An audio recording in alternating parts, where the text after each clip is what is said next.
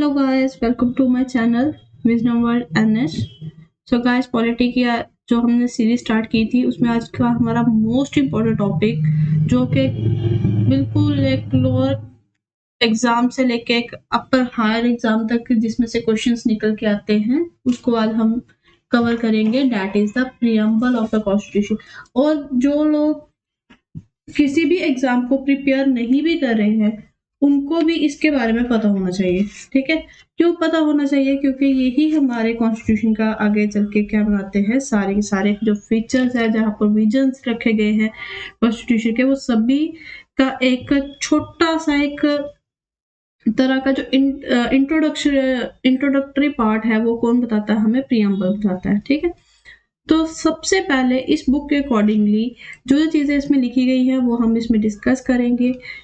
Questions अगर आप previous year questions उठा के देखो, चाहे वो जेकेएसएसबी हो, एसएससी हो, यूपीएससी हो, या फिर किसी और स्टेट एलिजिबिलिटी टेस्ट हो, तो उन सभी में आपको प्रीएम्बल ऑफ द कॉन्स्टिट्यूशन से क्वेश्चन दिखेंगे ही दिखेंगे। ठीक है, तो चलिए बिना टाइम वेस्ट करे फटाफट से हम इसको स्टार्ट करते हैं, जिसमें हम कहते हैं कि जो फर्स्ट कंट्री थी जहां पे प्रीएम्बल को इंक्लूड किया गया था कॉन्स्टिट्यूशन के अंदर, वो कौन सी थी? American constitution. तो अमेरिकन कॉन्स्टिट्यूशन में फर्स्ट टाइम जो था प्रीएम्बल कहाँ पे देखने को मिला था? अमेरिकन कॉन्स्टिट्यूशन के अंदर को देखने को मिला था। इसके बाद बहुत सारी कंट्रीज ने क्या किया था? प्रीएम्बल को अपने कॉन्स्टिट्यूशन में ऐड किया था। लेकिन अगर हम बात करें अपने इंडियन कॉन्स्टिट्यूशन की, तो जिसमें NA पालखीवाला, ठीक है, ये नाम हमने नहीं भूलना है। कौन सा नाम? NA पालखीवाला, जो कि एक यूरिस्ट थे। इन्होंने क्या कहा था? इन्होंने कहा था preamble called the preamble as the identity card of the constitution। ये स्टेटमेंट्स आती हैं कि identity card of the constitution किसने कहा था? तो ये किसने कहा था? NA पालखीवाला ने। फर्स्ट स्टेटमेंट क्लियर होगी। नेक्स्ट इसमें और भी जो वर्ड्स है कि किसने कॉन्स्टिट्यूशन प्रीएम्बल को किस किस चीज से डाला है, कहा गया है, वो सारी चीजें आगे चल के आप क्लियर कर लेंगे। ठीक है, अब सबसे पहले बात आती है कि प्रीएम्बल जो है हमारा वो किसके ऊपर बेस्ड है। तो देखो, हमने जब स्टार्ट किया था तो हमने देखा था कि हमारे पास क्या थे? कुछ ऑब्जेक्टिव रेजोल्यूशन आए थे। ऑब्जेक्टिव रेजोल्यूशन को लेके आया था पंडित नेहरू लेके आए थे। ठीक है, तो ये जो ऑब्जेक्टिव रेजोल्यूशन से इन्हीं को अडॉप्ट किया गया था हमारी कॉन्स्टिट्यूएंट असेंबली के द्वारा, और यही क्या बने थे? बेस बने थे हमारे कॉन्स्टिट्यूशन में। तो preamble to the Indian constitution is based on the objective resolution that was drafted and moved by the Pandit Jawaharlal Nehru and adopted by the constituent assembly. ठीक है, then the question raises, is the preamble amended? ठीक है, क्या preamble amend होता है? तो preamble was amended. तो क्या प्रीएम्बल को अमेंड किया जा सकता है, लेकिन कॉन्स्टिट्यूशनल अमेंडमेंट के थ्रू ही इसको हम अमेंड कर सकते हैं। तो ये क्या कितनी बार जो हमारा प्रीएम्बल है वो अमेंड हो चुका है? तो हम अभी तक जो है वो एक ही बार हमारा प्रीएम्बल जो है वो क्या हुआ है? अमेंड किया गया है by the 42nd constitutional amendment act 1976, जिसमें 3 न्यू वर्ड्स जो थे वो ऐड किए गए थे। वो तीनों न्यू वर्ड्स कौन से हैं? Socialist, secular and integrity. ये तीनों नए वर्ड्स जो थे कॉन्स्टिट्यूशन प्रीएम्बल में ऐड किए गए थे by the 42nd constitution amendment act 1976। Previous lectures में मैंने आपको बताया था 42nd कॉन्स्टिट्यूशन अमेंडमेंट एक्ट जो आया था 1976 में, उसको किस तरह से कहा गया है? It is called as. तो जो भी इसको कहा गया था वो आप इसको कमेंट सेक्शन में लिख के बताइए कि इसे क्या कहा गया था। ठीक है, ताकि रिवीजन भी साथ साथ में होते चले। अब देखो टेक्स्ट ऑफ द प्रीएम्बल, इसको प्रीएम्बल को पढ़ा कैसे आता है? We the people of India, ठीक है, let us highlighted the thing, we the people of India having solemnly resolved to constitute India into a sovereign, socialist, secular, democratic republic, and to secure to all its citizens justice, liberty, equality, fraternity. ठीक है, now firstly we can discuss with these words and in the last we मतलब हम लोग जो India के रहने वाले हैं, इसमें कहीं पे भी मेंशन नहीं है कि कौन सी कास्ट के होंगे, कौन से रिलीजन के। ओके, इट मीन्स जितने भी लोग इंडिया में रहते हैं, that means the citizens of India, वो इंडिया को क्या बनाएंगे, हम सब मिलके क्या बनाएंगे, इंडिया को एक सॉवरेन नेशन बनाएंगे। ठीक है, ये सारे टर्म्स हम वन बाय वन डिस्कस करेंगे। सॉवरेन नेशन बनाएंगे, सोशलिस्ट नेशन बनाएंगे, सेकुलर बनाएंगे, डेमोक्रेटिक बनाएंगे एंड देन रिपब्लिक बनाएंगे। और इंडिया के लोगों को हम क्या करेंगे, सिक्योरिटी प्रोवाइड करेंगे। अब वो सिक्योरिटी कैसे देंगे, through by providing justice. Justice किसकी फॉर्म में देंगे हम, सोशल फॉर्म में देंगे, इकोनॉमिक फॉर्म में देंगे, पॉलिटिकल फॉर्म में देंगे। यानी कि सोशल, इकोनॉमिक एंड पॉलिटिकल, ये तीनों के तीनों हम इनको क्या देंगे, जस्टिस प्रोवाइड करेंगे। ठीक है, कैसे करेंगे, अलग अलग प्रोविजंस जो होंगे कॉन्स्टिट्यूशन के, उसके अंदर मेंशन किया गया है। देन उसके बाद हम क्या करेंगे, लोगों को क्या देंगे, लिबर्टी देंगे। लिबर्टी का मतलब भी क्या होता है, फ्रीडम होता है। ठीक है, बट ऑल्दो कुछ रीजनेबल रिस्ट्रिक्शंस होती है, वो हम लेटर डिस्कस करेंगे। लिबर्टी ऑफ थॉट होगा, ठीक है, सोचने में आजादी, एक्सप्रेशन के लिए आजादी दी जाएगी। एक्सप्रेशन, बिलीव वो अपनी मर्जी से कर सकते हैं, जिसे चाहे माने, जिसे चाहे ना माने, उनका अपना लिबर्टी है। देन फेथ, विश्वास जिस मर्जी में करे, वर्शिप जिस मर्जी की करे। ठीक है, तो liberty of thought, expression, believe, faith and worship, ये भी सारे कहाँ पे हमें मिलते हैं, हमारे कॉन्स्टिट्यूशन के प्रोविजंस के अंडर दिए जाते हैं। ठीक है, तो हमने क्या बोला, and to secure to all its citizen justice, social, economic and political, liberty of thought, expression, believe, faith and worship. And next one is the, और क्या देना है, secure to all its citizens equality, equality of status and of opportunity. ठीक है, कि status और opportunities जो है वो इक्वल देनी है, and to promote among them all, और क्या पर्टिकुलर लोगों को देनी है, नो, सभी को देनी है, and to promote them among all. Now the next one is the fraternity. Fraternity किस किस को देनी है, फ्रेटर्निटी का मीनिंग होता है ब्रदरहुड। ठीक है, in simple language fraternity is known as a brotherhood. Fraternity मतलब assuring the dignity of the individual.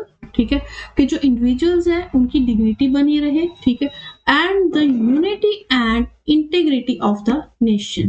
ठीक है, और क्या करना है, unity and integrity of the nation जो है वो बनी रहे। राइट, अब हम लास्ट लाइन देखते हैं। लास्ट में हम लोग बोलते हैं, in our,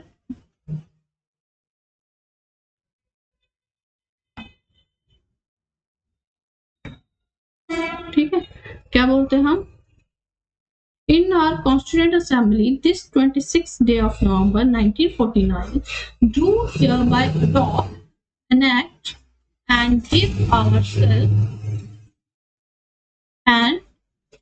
give to ourselves this constitution। तो कहने का मतलब क्या था कि कॉन्स्टिट्यूएंट असेंबली में 26 नवंबर 1949 को अडॉप्ट किया गया, अनेक्ट किया गया, और उन्होंने कॉन्स्टिट्यूशन जो था वो सौंप दिया गया। यानी कि 26 नवंबर 1949 को कॉन्स्टिट्यूशन जो है वो कॉन्स्टिट्यूएंट असेंबली को सौंप दिया गया था, और इसी वजह से 26 नवंबर को ही हम लोग क्या करते हैं, कॉन्स्टिट्यूशन डे जो है उसको ऑब्जर्व करते हैं। ठीक है, सेलिब्रेट करते हैं इसको। देन इसी के बीच में देखो, अब हम बात करते हैं ingredients of the preamble. Preamble के देखो, कोई भी चीज बनती है ना, उसमें इंग्रेडिएंट बनते हैं। कोई डिश बना रहे हो, कौन से इंग्रेडिएंट्स डालेंगे, कि उसमें कैडमम डालनी है, या फिर आपका जो भी आपने सब मटेरियल उसमें डाल रहे हो, वो सारी चीजें। अब बोलते हैं प्रियम्बल्स के अंदर कौन से इंग्रेडिएंट्स है, तो प्रियम्बल के अंदर 4 इंग्रेडिएंट्स हैं। ठीक है, प्रियम्बल रिवील्स 4 इंग्रेडिएंट। अब प्रियम्बल जो 4 इंग्रेडिएंट्स की बात करता है, उसके अंदर अगर हम देखें, कलर चेंज करते हैं, थोड़ा इंटरेस्टिंग। ठीक है, प्रियम्बल के अंदर 4 इंग्रेडिएंट। सबसे पहले source of authority of the constitution, कि कॉन्स्टिट्यूशन का जो सोर्स ऑफ अथॉरिटी है वो क्या है। तो कॉन्स्टिट्यूशन का सोर्स ऑफ अथॉरिटी क्या है, इंडिया के लोग। क्यों, क्योंकि हमने फर्स्ट लाइन में पढ़ा था, we the people of India. तो अथॉरिटी कहाँ से मिलती है, हमें लोगों से मिलती है। India constitution derived its authority from the people of India. Clear, and then the nature of state. तो प्रियम्बल हमें क्या बताता है, जो दूसरी चीज जो हमें बताता है, दूसरी चीज हमने प्रियम्बल के अंदर क्या डाली है, कि नेचर कैसा है स्टेट का। ठीक है, अब नेचर की अगर हम बात करें, तो नेचर में हमने देखो उसमें क्या लिखा, we the people of India having solemnly resolved to constitute India into a sovereign sovereign, socialist, secular, democratic and republican polity. तो ये सारे क्या बताते हैं हमें, nature of the Indian state, कि जो इंडिया है वो एक कैसी कंट्री है, डेमोक्रेटिक है, रिपब्लिक है, सोशलिस्ट है, सेकुलर है, सॉवरिन है, right. Now the next one is the objectives of the constitution. Constitution का मकसद क्या था भाई बनाने का, तो कॉन्स्टिट्यूशन का मकसद क्या था, जस्टिस प्रोवाइड करना। क्यों हमने लिखा था, to secure all to all its citizens justice, liberty, equality and fraternity. ठीक है, तो ये चारों क्या थे, इसके ऑब्जेक्टिव थे। Now the last one is the last ingredient क्या था, date of adoption of the constitution. किस दिन कॉन्स्टिट्यूशन को अडॉप्ट किया गया था, हमने बोला था 26 नवंबर 1949 को इसको अडॉप्ट किया गया था और सौंप दिया गया था किसको, कॉन्स्टिट्यूएंट असेंबली को, राइट। अब बारी आती है कीवर्ड्स की। देखो मैंने आपको पहले बोला था कि हम धीरे धीरे करके हर एक चीज समझेंगे। अब देखो इसमें कीवर्ड्स क्या थे, जैसे सॉवरिन था, सोशलिस्ट था, secular, democratic, Republic, justice, liberty, equality and fraternity. अब इनको हम लोग क्या करेंगे, वन बाय वन डिस्कस करेंगे। देखो सॉवरिन, सॉवरिन का मतलब होता है सबसे ऊपर, ठीक है।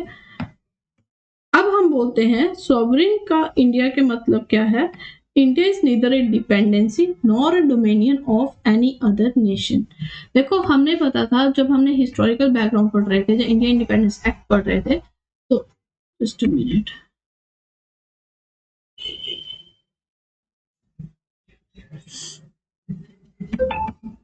तो हमने देखा था कि किस तरीके से इंडिया को क्या मिला था, डोमिनियन स्टेटस दिया गया था 1947 में। टिल 1949 तक हमारे पास क्या था, जब तक हमारा कॉन्स्टिट्यूशन तैयार नहीं हुआ था 1949 तक हम लोग क्या थे, एक डोमिनियन स्टेटस के अंडर थे, ठीक है। देन फिर हम लोग क्या बन गए थे, एक नेशन बन गए, डोमिनियन से बाहर आ गए थे।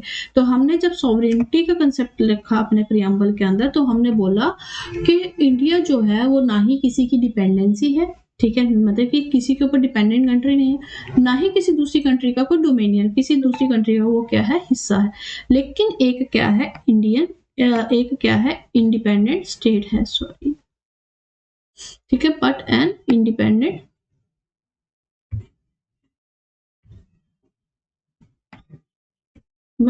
Independent state. तो सॉवरेन क्या शो करता है कि India is an independent state, कोई भी अथॉरिटी जो है वो इंडिया के ऊपर नहीं है, इसलिए इंडिया जो है वो अपने सारे काम क्या करेगी, खुद से करेगा, ना कि किसी के ऊपर वो क्या रहेगा, डिपेंडेंट रहेगा, ठीक है। तो हमने क्या देखा, ठीक है, there's no authority of India and India is free, ठीक है। चाहे इंडिया, मतलब इंडिया को कोई भी डिसीजंस लेने हैं, इंडियन नेशंस को कोई भी डिसीजन लेने हैं, चाहे वो हमारे इंटरनल मैटर्स को लेके होंगे, चाहे वो एक्सटर्नल मैटर्स के रिलेटेड होंगे, हमारी गवर्नमेंट यहाँ पे खुद डिसीजंस लेगी, हम किसी के ऊपर निर्भर नहीं है, ठीक है। हालांकि यही से मैंने आपको बता दिया कि 1949 तक जो था इंडिया को पूरी तरह से वो क्या था, कॉमनवेल्थ नेशंस का एक पार्ट था, ठीक है, और उसने कॉमनवेल्थ नेशन का पार्ट होने के लिए ब्रिटिश क्राउन का अपना हेड माना था, एक्स्ट्रा कॉन्स्टिट्यूशन डिक्लेरेशन थी, ठीक है। फिर बाद में इंडिया की मेंबरशिप जो थी यूनाइटेड नेशन ऑर्गेनाइजेशन के, also is no way constitutional limitation, यहाँ तक कि इंडिया जो कि यूएनओ का पार्ट है उसमें भी किसी भी तरह के इंडिया की जो सॉवरेनिटी है उसको कम नहीं किया जा सकता, ठीक है। तो अब क्योंकि इंडिया जो है वो एक सॉवरेन स्टेट है, तो इंडिया अपनी मर्जी से किसी भी टेरिटरी को, ठीक है, किसी भी फॉरेन टेरिटरी को अपने हिस्से में, अपनी टेरिटरी में ऐड कर सकती है, या फिर इसके किसी पार्ट को वो क्या कर सकती है, किसी दूसरी स्टेट को दे सकती है, ठीक है। नेक्स्ट जब हम केस स्टडीज देखेंगे तो हम देखेंगे किस तरीके से इंडिया ने कोई जो एरिया है हमारा वो किसी दूसरी कंट्री को दे दिया है, या फिर जो हमारे दूसरे पार्ट्स थे, जैसे हमारा पुडुचेरी है, जो गोवा है, उसको किस तरीके से अपने अंदर जो है वो ऐड ऑन किया है, ठीक है। Now the next one is the socialist form, ठीक है। नेक्स्ट कीवर्ड कौन सा था हमारा, सोशलिस्ट। सोशलिस्ट का मतलब था कि जो हमारा वेलफेयर मीन्स के साथ इंडिया क्या करेगा, काम करेगा। तो टर्म सोशलिस्ट अभी हमने देखा था ऊपर किसके द्वारा ऐड की गई थी, 42nd अमेंडमेंट के द्वारा ऐड करी गई थी, ठीक है। देन द कॉन्स्टिट्यूशन हैड, इससे पहले अगर हम बात करें कि क्या इसको ऐड तो किया हमने, क्वेश्चन राइज होता है कि 1976 में, लेकिन क्या इससे पहले कॉन्स्टिट्यूशन के अंदर कोई ऐसा कंसेप्ट थे कि जो सोशलिज्म को डिस्क्राइब करते थे? तो ऑब्वियसली थे। तो वो किसके अंदर देखने को मिलते थे हमें? डीपीएसपी के अंदर, directive principles of state policy के अंदर हमें क्या देखने को मिलता था? कुछ सोशलिस्ट कंसेप्ट जो थे वो देखने को मिलते थे। अगर हम बात करें कांग्रेस पार्टी की, तो कांग्रेस पार्टी जो थी वो सोशलिस्ट पैटर्न ऑफ सोसाइटी की बात करती थी, ठीक है, सोशलिस्ट पैटर्न ऑफ सोसाइटी की बात करती थी। और कहाँ पे करी थी इसने? इसका जो एक सेशन हुआ था अवधि सेशन 1955 में, और इसीलिए इन्होंने क्या किया था, इस तरीके से काम करना जो था वो शुरू करा था। ऑल्दो कि अगर हम बात करें कि इंडिया का जो सोशलिज्म है वो हमें किस तरीके से मिलता है, इंडिया ने जो सोशलिज्म अडॉप्ट किया है, that is a democratic socialism, ठीक है। इंडिया के अंदर कौन सा सोशलिज्म है? डेमोक्रेटिक सोशलिज्म देखने को मिलता है। अब इसके अलावा ना के कम्युनिस्ट सोशलिज्म। अब अगर हम डेमोक्रेटिक सोशलिज्म की बात करते हैं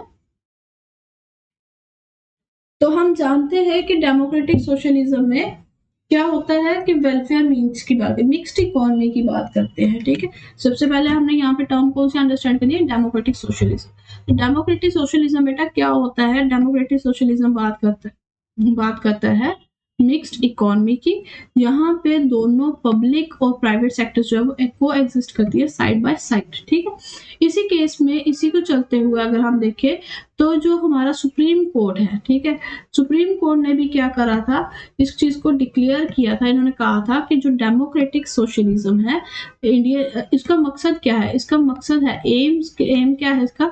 एंड करना पॉवर्टी को, इग्नोरेंस को, डिजीजेस को और इनइक्वालिटी ऑफ अपॉर्चुनिटीज को, ठीक है। तो Indian socialism is a blend of, ठीक है।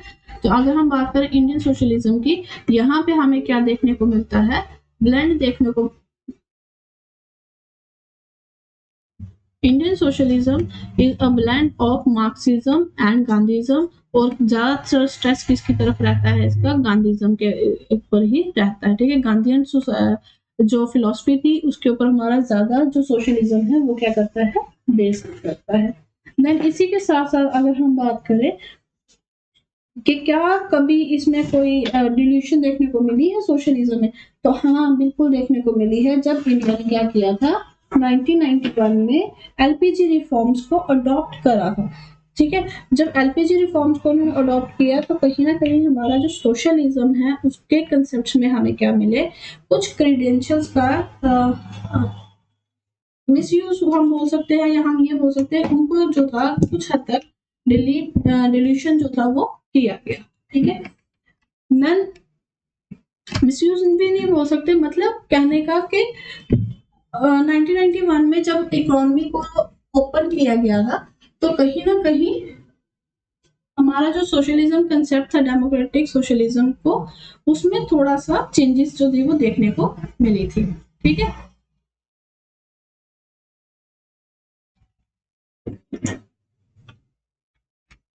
तो डेमोक्रेटिक सोशलिज्म के अपोजिट कौन सा आता है? कम्युनिस्ट सोशलिज्म आता है, जिसका मतलब होता है जिसमें जो भी काम है, जो इकोनॉमी है वहां वो किसके हाथ में है? गवर्नमेंट के हाथ में है, ठीक है। State socialism.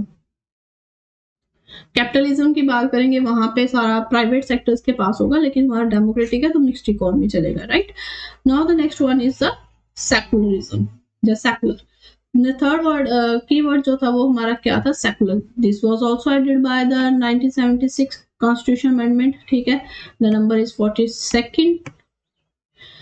अब बोलते हैं However, as the Supreme Court said in 1974, बोलते 1976 में तो इसको ऐड किया गया, लेकिन उससे पहले 1974 में सुप्रीम कोर्ट ने कहा था India was a secular state. India क्या है? India is a secular state, ठीक है।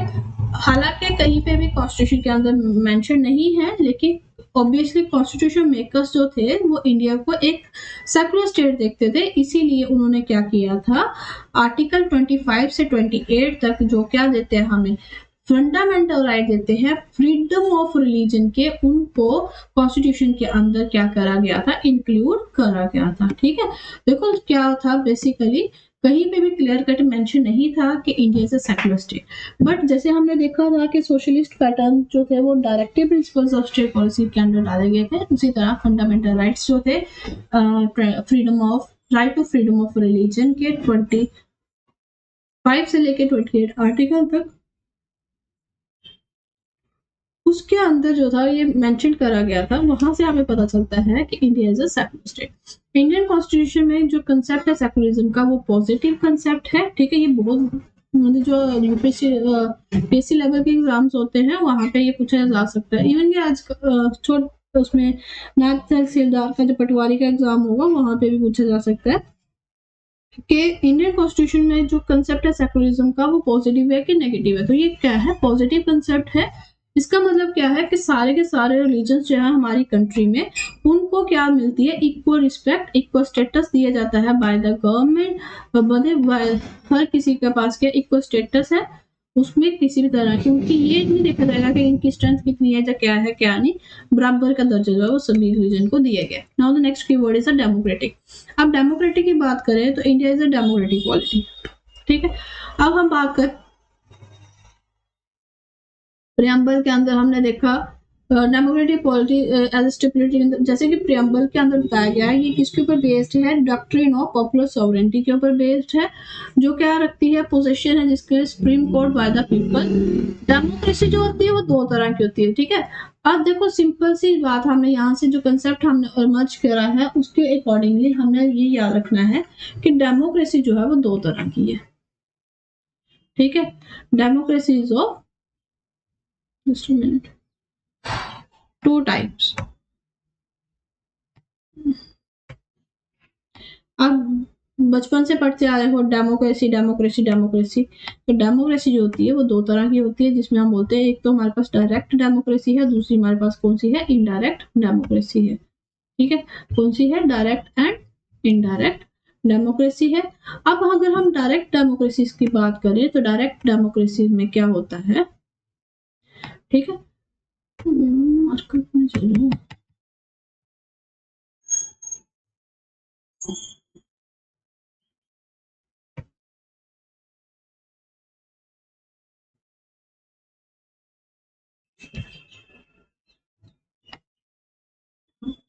ठीक है। अगर हम बात करते हैं किसकी, डायरेक्ट डेमोक्रेसी की, तो डायरेक्ट डेमोक्रेसी में बच्चे एक चीज याद रखनी है कि जो लोग होते हैं वो क्या करते हैं असल में, ठीक है। डायरेक्ट डेमोक्रेसी के अंदर लोग खुद से सारी पावर्स किसके हाथ में होती है, लोगों के हाथ में होती है। अब जो लोग हैं वो क्या करते हैं,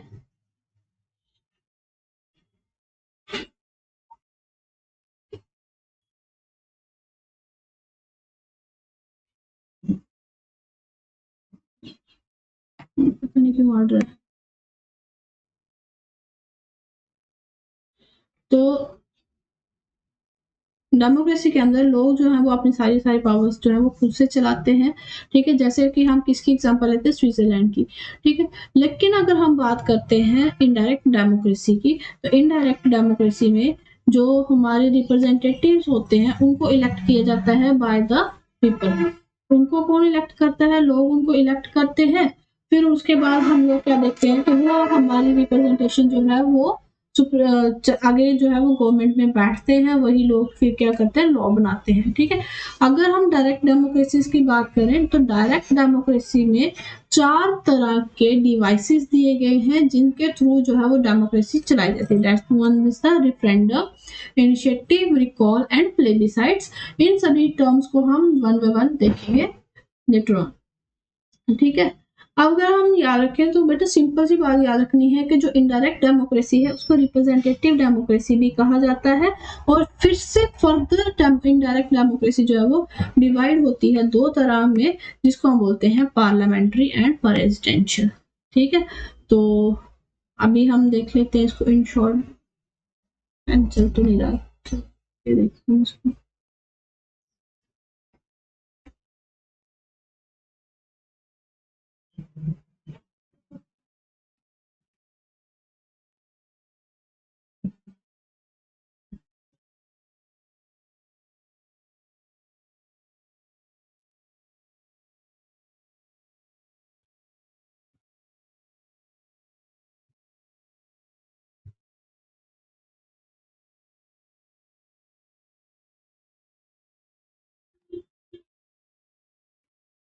I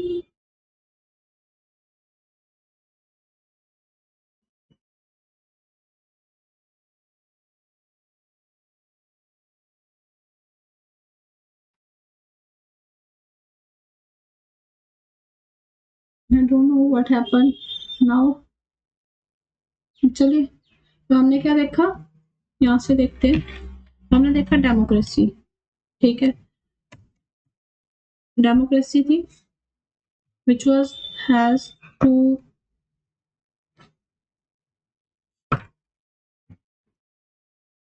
ठीक है, दो इसकी ब्रांचेस थी, जिसमें हमने बोला कि ये क्या थी, एक तो डायरेक्ट हो सकती है, दूसरी क्या होगी, इनडायरेक्ट, जहाँ तो डायरेक्ट होगी जहाँ तो इनडायरेक्ट होगी। फिर हमने बोला डायरेक्ट में तो ठीक है भाई, सभी अपनी मर्जी से काम करें, मतलब लोग डायरेक्टली रिप्रेजेंटेशन देंगे, लेकिन इनडायरेक्ट में डायरेक्ट रिप्रेजेंटेशन होगी, लेकिन इनडायरेक्ट फॉर्म में हम दो तरह की वो देखेंगे, ठीक है। इनडायरेक्ट में हम दो तरह की कौन सी देखेंगे, बोलेंगे ये तो जहाँ तो पार्लियामेंट्री होगी, या फिर ये क्या होगी, प्रेसिडेंशियल होगी, ठीक है, या फिर ये क्या होगी, प्रेसिडेंशियल होगी, राइट। अब अगर हम इसके बाद देखें,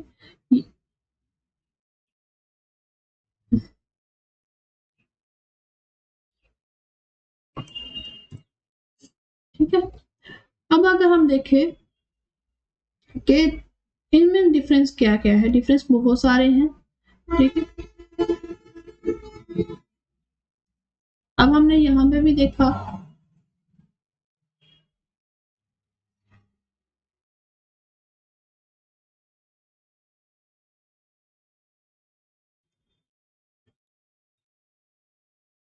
फिर हम चलते हैं नीचे की तरफ। हम बोलते हैं कि इंडियन कॉन्स्टिट्यूशन जो है वो अब इंडिया के अंदर कौन सी तरह की डेमोक्रेसी देख रहे हैं। कॉमन सी बात है, अभी हमने इलेक्शंस भी देखी थी, तो पार्लियामेंट्री डेमोक्रेसी है, तो इंडिया कॉन्स्टिट्यूशन किसकी बात करता है, पार्लियामेंट्री डेमोक्रेसी की बात करता है, जिसमें एग्जीक्यूटिव क्या रहता है, रिस्पॉन्सिबल रहता है लेजिस्लेचर के लिए। लेजिस्लेचर को रिस्पॉन्सिबल तो है, लेकिन किसके लिए, अपनी सारी पॉलिसीज और एक्शंस के लिए। Universal adult franchise, periodic elections, rule of law, independence of judiciary, absence of discrimination जो होती है, ये सारे क्या बताते हैं, हमें डेमोक्रेटिक करैक्टर बताते हैं इंडियन पॉलिटी का। हमने बता तो दिया कि इन पार्लियामेंट्री डेमोक्रेसी, लेकिन कैसे पता चलेगा यहाँ पे पार्लियामेंट्री डेमोक्रेसी, भाई हर टाइम पीरियोडिकली हमें क्या देखने को मिलती है, इलेक्शन देखने को मिलती है कंट्री में, हर 5 साल के बाद इलेक्शन हो रही है, किसकी, लोकसभा की, देन उसके बाद राज्यसभा की बात करें, हर 2.5 साल के बाद उसमें चेंजेस देखने को मिलती है। देन उसके बाद हम बोलते हैं कि जो हमारे पास क्या है, यूनिवर्सल एडल्ट फ्रेंचाइजी दी गई है, रूल ऑफ लॉ है, जुडिशरी को अलग रखा गया है, कुछ सडन ग्राउंड्स के ऊपर डिस्क्रिमिनेशन को मना किया गया है, तो ये सारी क्या बताते हैं हमें, डेमोक्रेटिक कैरेक्टर्स। तो टर्म डेमोक्रेटिक जो प्रेम्बल में यूज की गई है, वो उसकी बहुत बड़ी सेंस है, सिर्फ पॉलिटिकल डेमोक्रेसी का मतलब नहीं है। डेमोक्रेसी का मतलब यहाँ पे ये है कि पॉलिटिकली नहीं, बल्कि सोशल और इकोनॉमिकली भी हमें क्या करना है, डेमोक्रेसी अपनी कंट्री के अंदर लेके आनी है।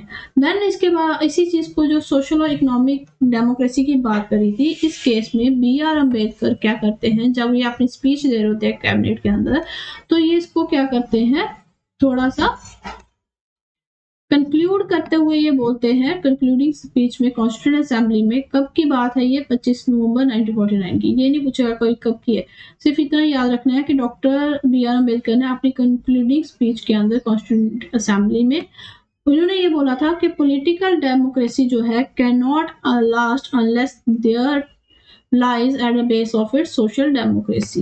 बोलता है पॉलिटिकल डेमोक्रेसी तब तक खत्म नहीं होगी जब तक यहाँ पे क्या रहेगी, सोशल डेमोक्रेसी रहेगी। बट लेकिन इसका बोलता है सोशल डेमोक्रेसी का मतलब क्या है, तो ये बोलते हैं सोशल डेमोक्रेसी का मतलब है way of life which recognises, मतलब इस तरीके से डेमोक्रेसी लाना जिसमें लिबर्टी, इक्वलिटी और फ्रेटर्निटी हो। इसका मतलब क्या था, ये जो लिबर्टी, इक्वलिटी, फ्रेटर्निटी का प्रिंसिपल है, इनको सेपरेट आइटम्स के द्वारा नहीं देखा जाएगा, यानी कि they are not separated from each other. Liberty is ये एक क्या है कि यूनिटी है, एक यूनियन है किसकी, ट्रिनिटी की, ठीक है, ट्रिनिटी देन इसके बाद हम बोलते हैं इनको एक दूसरे से अलग नहीं किया जा सकता। लिबर्टी को हम इक्वालिटी से अलग नहीं कर सकते, इक्वालिटी को हम लिबर्टी से अलग नहीं कर सकते। उसी तरीके से लिबर्टी और इक्वालिटी को हम फ्रेटर्निटी से अलग नहीं कर सकते। बिना इक्वालिटी के लिबर्टी जो है वो क्या करेगी, सुप्रीमेसी जो है कुछ लोगों के हाथ में दे देगी। तो इक्वालिटी जो है बिना लिबर्टी के वो क्या करेगी, इंडिविजुअल इनिशिएटिव्स को खत्म कर देगी। इसी तरीके से इसी सबको देखते हुए जो सुप्रीम कोर्ट है वो 1997 में कहता है कि कॉन्स्टिट्यूशन एनविजन के जो कॉन्स्टिट्यूशन है वो क्या बोलता है, establish an egalitarian social order, ठीक है, rendering to every citizen social economical and political justice in social economic democracy of Bharat republican. तो 1997 में सुप्रीम कोर्ट ने ये बात बोली थी कि हमें क्या करना है, एक सोशल ऑर्डर बना के रखना है जिसमें हर एक सिटीजन को सोशल इकोनॉमिक और पॉलिटिकल जस्टिस प्रोवाइड किया जाए। किस तरीके से, ताकि सोशल और इकोनॉमिक डेमोक्रेसी लिए, किसके लिए, क्योंकि भारत रिपब्लिकन के द्वारा, ठीक है, इंडियन रिपब्लिकन। अब रिपब्लिक की बात करें, जो हमारा नेक्स्ट कीवर्ड है रिपब्लिक, वो क्या बोलता है कि डेमोक्रेटिक पॉलिटी जो है उसमें दो तरह की होती है, ठीक है, मोनार्क या फिर रिपब्लिक। ठीक है। डेमोक्रेटिक पॉलिटिक को हम क्लासिफाई करते हैं मोनार्की या फिर रिपब्लिक में। मोनार्की की अगर हम बात करें कि मोनार्की का मतलब क्या होता है, जिसमें हेड ऑफ द स्टेट क्या होता है, या तो किंग होगा या फिर क्वीन होगा। यानी कि अगर हम बात करें एक हेरिडिटरी पोजीशन की बात करते हैं, हम किसकी बात करते हैं मोनार्की के अंदर, मोनार्की में हम हेरिडिटरी पोजीशन की बात करते हैं, यानी कि जिसमें सक्सेशन जो होता है ऑफिस का वो पीढ़ी दर पीढ़ी चलता है। जैसे ब्रिटेन में क्वीन होगा, क्वीन होगी, इस तरीके से, ठीक है। लेकिन अगर हम बात करें हेड ऑफ द स्टेट, जिसमें क्या होगा, लेकिन अगर हम रिपब्लिक की बात करें तो रिपब्लिक के अंदर जो हमारे स्टेट का हेड होगा वो हमेशा क्या होगा, इलेक्टेड होगा, चाहे वो डायरेक्टली इलेक्शन हो रही है चाहे वो इनडायरेक्टली इलेक्शन हो रही है, लेकिन फिक्स पीरियड के लिए उसको क्या किया जाएगा, इलेक्ट किया जाएगा, जैसे कि यूएस से। तो अब अगर हम बात करें रिपब्लिक की अपने इंडियन कॉन्टेक्स्ट में, तो इंडिया का भी हेड जो होता है वो क्या होता है, इलेक्टेड होता है, ठीक है। ही और she is elected indirectly for a fixed period of 5 years। अगर हम इंडियन कॉन्टेक्स्ट की बात करें तो इंडिया की जो पॉलिटी है वो हमें क्या देखने को मिला, हमें रिपब्लिकन देखने को मिलता है। रिपब्लिकन कंट्री है हमारी, क्यों, क्योंकि हमारा जो इलेक्टेड हेड है, जो हमारा हेड ऑफ द स्टेट यानी कि प्रेसिडेंट जो है उसको क्या किया जाता है, इनडायरेक्टली इलेक्ट किया जाता है एक फिक्स टेन्योर के लिए, दैट इज द 5 year। अब इसके अलावा रिपब्लिक के दो मतलब और हैं। एक तो वो बोलता है कि पॉलिटिकल सॉवरेनिटी जो है in the people and not in a single individual, कि जिसमें पॉलिटिकल सॉवरेनिटी जो है वो इंडिविजुअल्स के लोगों के हाथ में है, ना कि किसी एक इंडिविजुअल के, एक फैमिली के हाथ में, ठीक है। सेकेंडली ये बोलते हैं कि जो प्रिविलेज क्लासेस है, जहाँ उन absence of any privilege classes, ठीक है, और इसी तरह से पब्लिक ऑफिसेस जो है वो हर किसी सिटीजन के लिए ओपन है बिना डिस्क्रिमिनेशन के। आप देखो कभी ऐसा होता है कि हेड ऑफ द स्टेट या प्राइम मिनिस्टर कहीं और मतलब उसमें ये है कि इस रीजन का नहीं बन सकता, ऐसा तो नहीं है, ठीक है, कहीं भी मेंशन नहीं है। देन उसके बाद क्या किया जाता है कि इसको हर एक सिटीजन को कोई आईएएस ऑफिसर बन रहा है, उसके लिए डीसी तो डीसी है ना, वो चाहे किसी भी कास्ट का हो, किसी भी, तो हर एक इंडिविजुअल के लिए वो क्या है, ओपन है। Now the next keyword is the justice. अब बोलते टर्म जस्टिस का मतलब क्या होता है, हमने क्या देखा था कि तीनों तरह से हमें जस्टिस देना है, that is the social, economic and political देना है, ठीक है। अब ये जो जस्टिस है ये किसके थ्रू दिया जाएगा, ये जस्टिस जो है ये प्रोवाइड, जस्टिस जो है ये बहुत सारे प्रोविजंस जो है सिक्योर किया जाता है through the provisions of fundamental rights and directive principles, ठीक है। फंडामेंटल राइट्स और डायरेक्टिव प्रिंसिपल्स के केस में जस्टिस जो है वो दिया जाएगा। अब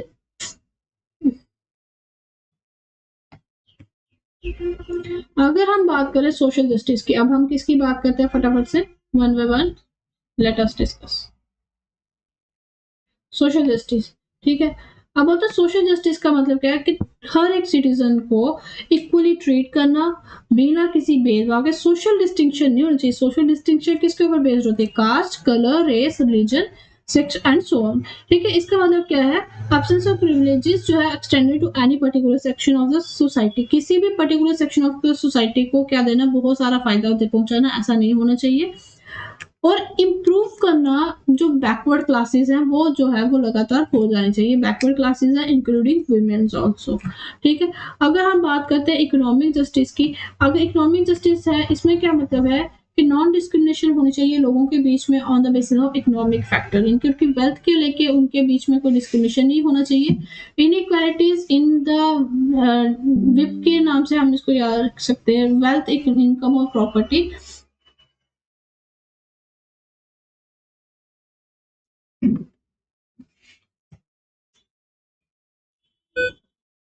तो ये सारी चीजें जो है वो चलती रहनी चाहिए। देन इसके बाद हम बात करते हैं कि सोशल जस्टिस और इकोनॉमिक जस्टिस को अगर हम इक्वली रिलेट करें, मतलब इन दोनों को जोड़ दें कि हम सोशल जस्टिस भी दे रहे हैं, इकोनॉमिक जस्टिस भी प्रोवाइड करें, तो इसका मतलब हम लोग क्या दे रहे हैं? एक डिस्ट्रीब्यूटिव जस्टिस जो है वो दे रहे हैं। ठीक है, डार्क है कोई।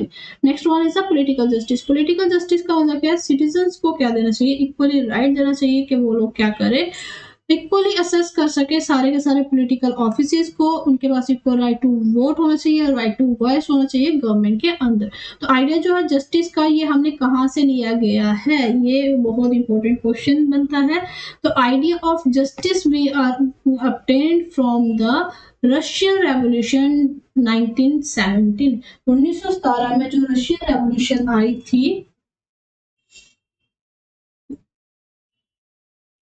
उसको चलते हुए यहाँ पे हमें क्या देखने को मिलता है? आइडिया ऑफ जस्टिस हमने यहाँ से अडॉप्ट किया है। Now the next term is the liberty. Liberty में हम बात करते हैं लिबर्टी, ये काफी ठीक था।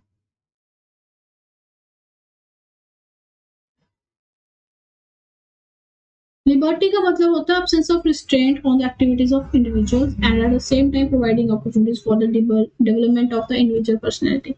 देखो हम लोगों ने बोला कि हमारे पास क्या है प्रियम्बल के अंदर? Liberty of thought, expression, belief, faith and worship की बात करी। ठीक है, ये भी हमें किससे मिलता है? Fundamental rights enforceable in the fundamental rights, क्योंकि फंडामेंटल राइट्स एनफोर्सेबल है कोर्ट में, किसके केस में? वायलेशन के केस में।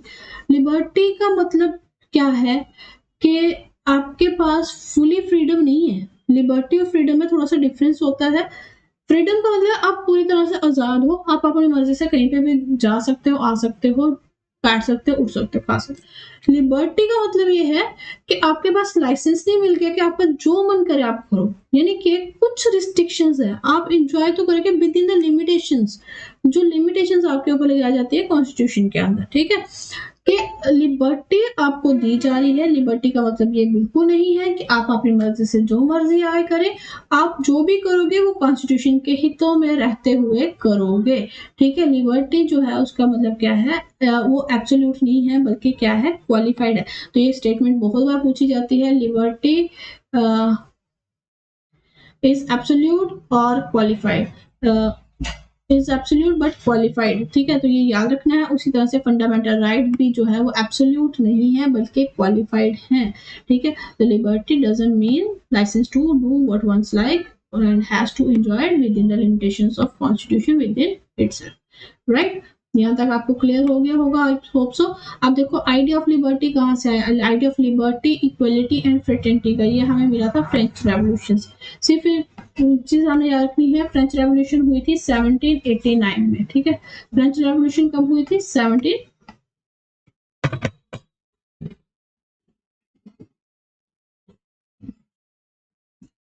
फ्रेंच रेवोल्यूशन हुई थी 1789 से लेकर 1799 तक।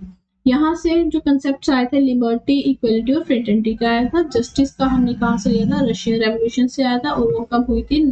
उसकी डेट भी हमने याद रखनी है, दैट इज 1917। ठीक है, तो ये दोनों इंपॉर्टेंट है, रशियन रेवोल्यूशन 1917, फ्रेंच रेवोल्यूशन 1789 और 1799। ठीक है, now the term equality. Equality का मतलब होता है absence of privileges to any section of the society. अब ये बोलते हैं कि कोई भी सोसाइटी है उसमें क्या नहीं देनी चाहिए उसको? बहुत ज्यादा प्रिविलेजेस नहीं मिल जानी चाहिए एक को ही, किसी एक इंडिविजुअल के पास बहुत सारी अपॉर्चुनिटीज है, दूसरे के पास है नहीं, ऐसा नहीं होना चाहिए। Equality of status and opportunities सबको मिलनी चाहिए, हर एक सिटीजन के पास होनी चाहिए। इसका मतलब क्या है कि यानी कि जो इक्वालिटी है वो तीनों तरह से होनी चाहिए, सिविक, पॉलिटिकल एंड इकोनॉमिक। ठीक है, तो ये क्या बोलता है, equality is of 3 dimensions, that is the civic, political and economic. अब इनका देखते हैं। बोलते हैं अगर हम फंडामेंटल राइट का चैप्टर्स पढ़े, फंडामेंटल राइट में हमें सिविक इक्वालिटी की बात करते हैं। ठीक है, सिविक इक्वालिटी में हम सबसे पहले बात करते हैं आर्टिकल 14 की, जिसमें हम बोलते हैं right before the equality before the law. ठीक है, इक्वालिटी बिफोर द लॉ इनके कानून की नजर में सब एक बराबर इक्वालिटी है। देन इसके बाद prohibition of discrimination on the grounds of religion, race, caste, sex और प्लेस ऑफ बर्थ।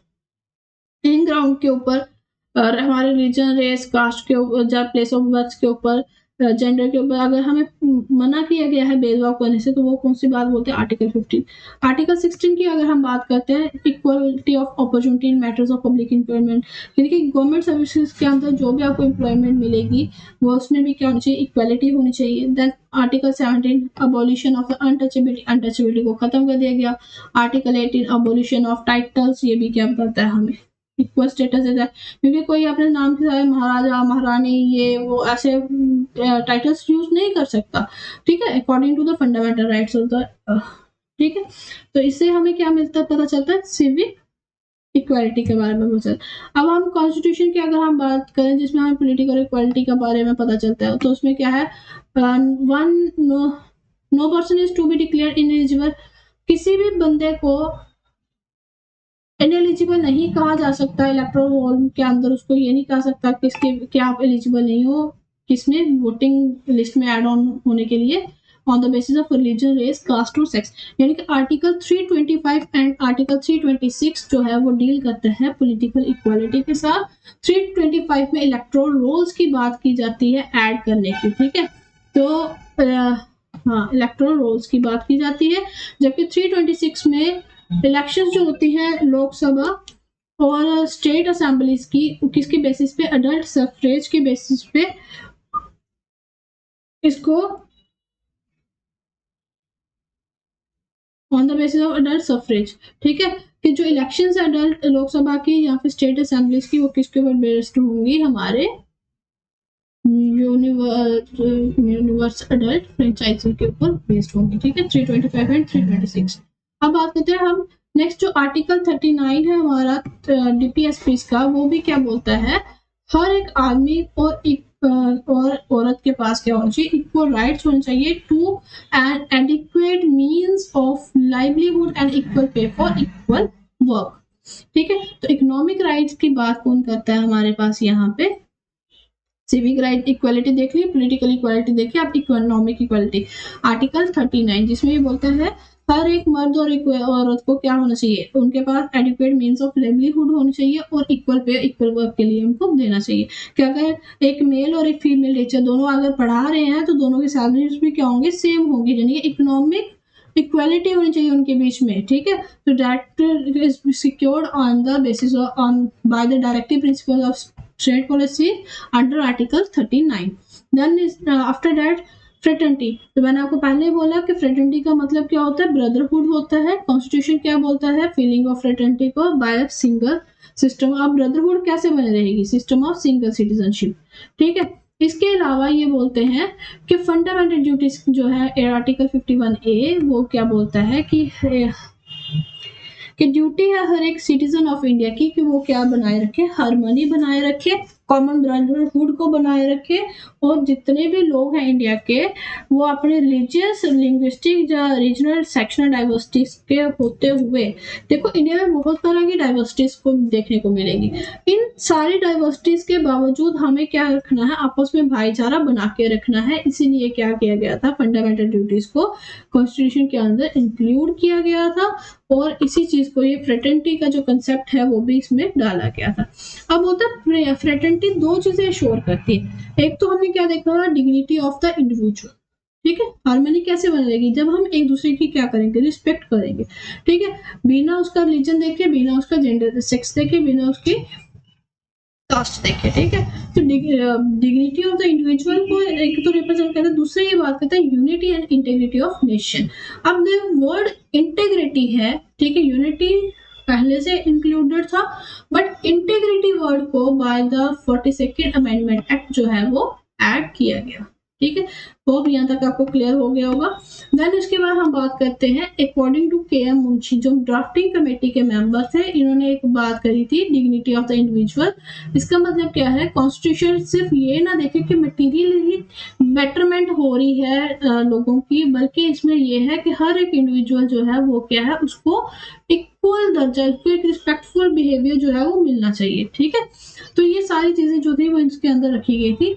यूनिटी और इंटीग्रिटी की बात अगर हम करें तो इंडिया आर्टिकल 1 जो है वो किसके बारे में, वो हमें क्या बताता है, ठीक है। आर्टिकल 1 हमें बताता है कि India is a union of states. तो इससे हमें पता चलता है कि इंडिया जो है वो एक इकट्ठा, एक अखंडित चीज है, ना कि डिवाइडेड है, ठीक है। States have no right to secede from the union, right. इसका ये ऐसा क्यों था कि क्या करे, जो रुकावटें आ रही हैं नेशनल इंटीग्रेशन के बीच में, ठीक है, नेशन को एकजुट करके रखने में, जैसे कम्युनलिज्म है, रीजनलिज्म है, कास्टिज्म है, लिंग्विज्म है, सेशनिज्म है, इस सारी चीजों जो ऑब्स्टेकल्स क्रिएट करती है ना नेशनल इंटीग्रेशन के बीच में, इन सभी चीजों को क्या किया जाए, कम किया जाए, और हमारा नेशन को क्या किया जाए, रखा जा सके, इंटीग्रेट करके रखा जा सके, राइट।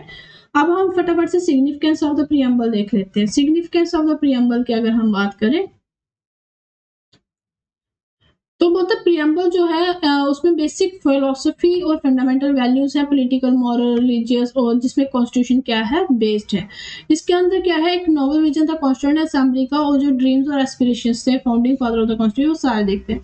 अगर आप सर अलादी कृष्ण स्वामी अय्यर की बात करें, जो कि मेंबर्स है इसके, तो इन्होंने कॉन्स्टिट्यूशन को क्या कहा, सॉरी प्रीएम्बल को कहा, the preamble to our constitution express what we had thought or dreamt so long। तो अलादी सॉरी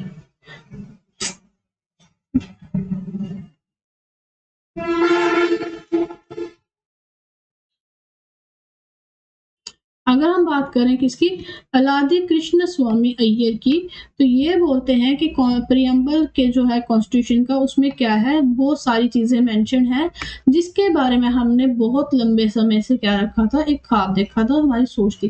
के एम मुंशी जो है ये बोलते हैं preamble is the horoscope of our sovereign democratic republican, ठीक है। तो ये याद रखना है, preamble is the horoscope of our sovereign democratic republic किसने कहा है, के एम मुंशी ने कहा है। उसी तरीके से हमने आइडेंटिटी कार्ड का देखा था starting of beginning of the chapter में, कि एन.ए. पालकीवाला ने क्या कहा था, preamble is the identity card of the constitution, ठीक है। उसके पंडित ठाकुर दास भार्गव है, इन्होंने इंपॉर्टेंस दी है, इन्होंने बोला preamble is the most precious part of the constitution. तो प्रीएम्बल को most precious part of the constitution किसने कहा है, ये भी हमने याद रखना है, ये कहा था पंडित ठाकुर दास भार्गव जी ने। देन इसके बाद हम बात करते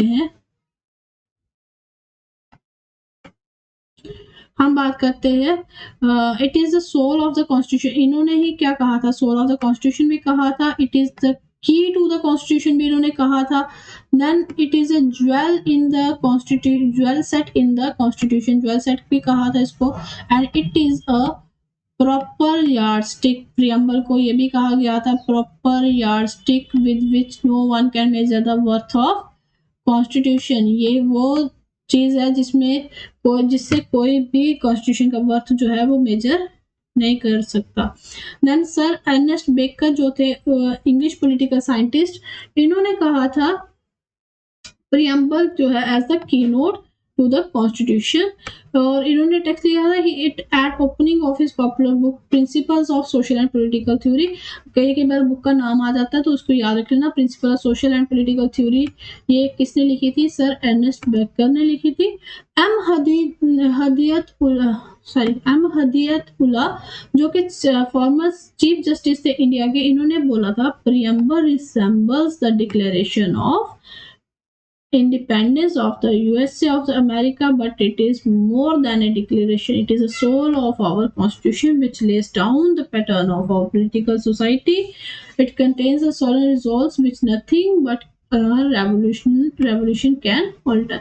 तो बेटा इनकी सिंपल सी जो एक स्ट्रेटजी इसकी हिदायतुल्लाह की तरफ से जो स्टेटमेंट है उसमें सिंपल क्वेश्चन ये आता है, it is the soul of our constitution. ठीक है, अब अगर हम बात करें preamble as a part of the constitution, तो याद रखना है प्रियम्बल जो है वो कॉन्स्टिट्यूशन का पार्ट है। कैसे कंट्रोवर्सीज थी बहुत सारी प्रियम्बल के रिलेटेड, ये हमें कैसे पता चलता है क्या प्रियम्बल कॉन्स्टिट्यूशन का हिस्सा है नहीं है। तो सबसे पहले हम बात करते हैं किसकी, बेरबरी यूनियन की। ठीक है, किसकी बात कर रहे हैं, बेरबरी यूनियन केस। ठीक है, बेरबरी यूनियन केस 1960 का जो केस आया था, इसमें सुप्रीम कोर्ट ने कहा था प्रियम्बल जो है वो शो करता है जनरल पर्पसेस। ठीक है, कि जो कॉन्स्टिट्यूशन के बहुत सारे प्रोविजंस हैं उनके जो जनरल मकसद है वो कौन शो करता है, प्रियम्बल शो करता है। इसलिए ये क्या है, एक minds of the makers of the constitution के एक कॉन्स्टिट्यूशन में लिखा क्या गया है, क्या बनाना इसको चाहते थे। फर्दर उसके बाद क्या होता है, यहाँ पे टर्म्स यूज की जाती है आर्टिकल्स में, वो क्या थी, एम्बिगस है, कैपेबल है, इन इसके बहुत सारे मीनिंग्स है। तो कुछ एसिस्टेंस चाहिए इसको इंटरप्रेट करने के लिए। तो इसलिए despite this recognition of the significance of preamble, supreme court specifically क्या बोलता है, preamble is not the part of the constitution. तो मेन जो चीज आपने याद रखनी है, बेरबरी यूनियन का केस कब आया था, 1960 में आया था, जिसमें सुप्रीम कोर्ट ने कहा था प्रियम्बल जो है वो कॉन्स्टिट्यूशन का हिस्सा नहीं है। ठीक है, किसने कहा था ये, सुप्रीम कोर्ट ने कहा था। ठीक है, Supreme Court said that the preamble is not the part of the constitution. फिर दूसरा केस आता है Kesavananda Bharati case 1973। It is the most historical case and most important case. इन केसेस की डेट्स भी आती है। तो सुप्रीम कोर्ट ने क्या किया था, अपने अर्लियर ओपिनियन को रिजेक्ट करते हुए ये कहा था कि preamble is a part of the constitution. तो प्रियम्बल क्या है, पार्ट है कॉन्स्टिट्यूशन का। ये किसने कहा था, सुप्रीम कोर्ट ने कहा था केशवानंद भारती केस में 1973 में। इसके अलावा फिर एक केस आया था, LIC ऑफ इंडिया का केस आया था 1995 में, जिसमें सुप्रीम कोर्ट ने फिर से ये कहा था कि preamble is an integral part of the constitution. Preamble is an integral part of the constitution. फिर इसके बाद हम बात करते हैं किसकी, any other part of the constitution. Preamble जो है उसको एनेक्ट किया गया था by the constitution assembly, but उसके बाद क्या होता था, बाद में कॉन्स्टिट्यूशन जो था, हाँ, तो रीजन जो था इंसर्ट करने का प्रियम्बल का, एंड में देखो जब पूरा का पूरा कॉन्स्टिट्यूशन तैयार हो गया था उसके बाद प्रियम्बल जो था वो बनाया गया था, फिर उसके ऊपर लिखा गया था। तो ऐसा क्यों किया गया था, कि इंश्योर करने के लिए conformity with the constitution as adopted by the constituent assembly. की कॉन्स्टिट्यूएंट असेंबली उसको कब अडॉप्ट करेगी, कैसे उसको परफॉर्म करेगी। प्रियम्बल्स को while forwarding the preamble for votes president of the constituent assembly, उन्होंने क्वेश्चन किया था that preamble stands part of the constitution.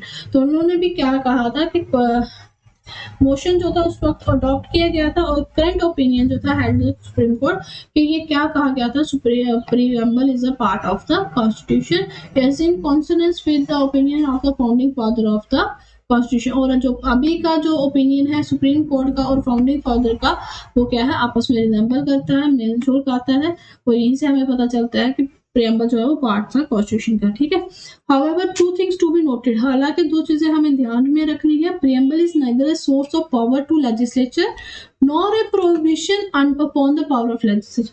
Preamble जो है ना ही लेजिस्लेचर को सोर्स ऑफ, लेजिस्लेचर के लिए सोर्स है पावर के, ठीक है, सोर्स ऑफ पावर भी नहीं है, और ना ही कोई रुकावट लगाता है किसके ऊपर, लेजिस्लेचर के पावर्स के ऊपर। क्या प्रियम्बल जस्टिसाइएबल है या नहीं है, तो प्रियम्बल इज नॉन जस्टिसाइएबल, और इसीलिए इसके प्रोविजंस जो है वो कोर्ट्स के अंदर एनफोर्सेबल नहीं है। ठीक है, तो ये हमने बहुत बार ये चीजें, दोनों जो पॉइंट्स हैं, मेन पॉइंट्स, ये दोनों क्वेश्चंस ये इसी पे स्टेटमेंट्स जो है वो पेपर में आ जाती हैं। तो ये इन चीजों का हमने क्या रखना है, ध्यान रखना है। एक तो ये हमने बोला कि ये क्या है, नॉन जस्टिसाइएबल है। दूसरा हमने बोला कि ये ना ही तो सोर्स ऑफ पावर है लेजिस्लेचर के लिए, ना ही उनके ऊपर कोई रुकावट लगाते हैं। ठीक है, अमेंडेबिलिटी हमने देखा, हमने पहले बोल दिया कि प्रियम्बल को अमेंड किया जाता है, बिल्कुल किया जाता है अंडर आर्टिकल कॉन्स्टिट्यूशन अमेंडमेंट हो रही है 368 के अंडर होगा। तो फिर उसके बाद क्या था, फर्स्ट हिस्टोरिक केस जो था 1973 का, उसमें ये चीजें सारे सामने आई। प्रियम्बल जो है उस sorry was to whether the preamble can be amended under Article 368 of the Constitution roses for। देखो पहली बार क्या था, जब केशव नंदन भारती केस आया था 1973 में, उसमें एक क्वेश्चन पूछा गया था कि क्या प्रियम्बल को अमेंड किया जा सकता है under article 368 of the constitution. ठीक है, तो ये कहा गया था कि प्रियम्बल को can not be amended it is in not the power. Petitioner ने ये बोला था कि अमेंडिंग पावर जो है 368 की, उसको यूज नहीं किया जाना चाहिए डिस्ट्रॉय करने के लिए या डैमेज करने के लिए जो बेसिक एलिमेंट्स हैं किसके, कॉन्स्टिट्यूशन के। ठीक है, और वो किस में रखे गए, प्रियम्बल के बीच में रखे गए। तो इसीलिए जो सुप्रीम कोर्ट है उसने क्या बोला, preamble is a part of the constitution.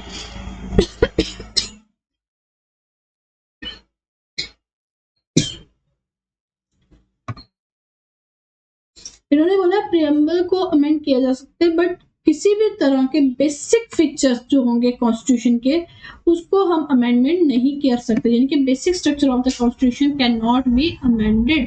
तो प्रियम्बल जो है सिर्फ आज से लेके एक ही बार अमेंड किया गया है, कब हुआ था 1976 में, जिसमें सोशल सेकुलर इंटीग्रिटी जैसे वर्ड्स जो थे वो ऐड किए गए थे, was held to be valid, और इस अमेंडमेंट को क्या कर रखा गया था, वैलिड रखा गया था।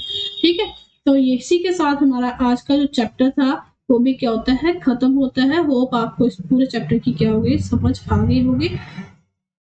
अब इसमें कुछ हम एक 2-4 डेफिनेशंस है वो फटाफट से देख लेते हैं। क्यों, क्योंकि हमने अभी डेमोक्रेसी का कंसेप्ट पढ़ा था, तो क्लियर कर लेते हैं। सबसे पहले हम बात करते हैं devices of the direct democracy की। ठीक है, तो रेफरेंडम क्या होता है, एक वो प्रोसीजर होता है जिसमें जो लेजिस्लेशन है वो इलेक्टोरेट्स को रेफर की जाती है, यानी कि जो वोटर्स होते हैं उनके सामने लेजिस्लेशन रखा जाता है, वो लोग डायरेक्टली वोट करते हैं, और अगर vote in the favour of उस लेजिस्लेशन के फेवर में होंगे तो उस लेजिस्लेशन को क्या बना दिया जाएगा, लॉ बना दिया जाएगा, और अगर नहीं होंगे तो उसको वहीं पे क्या कर दिया जाता है, खत्म कर दिया जाता है। ठीक है, दिस इज अ रेफरेंडम।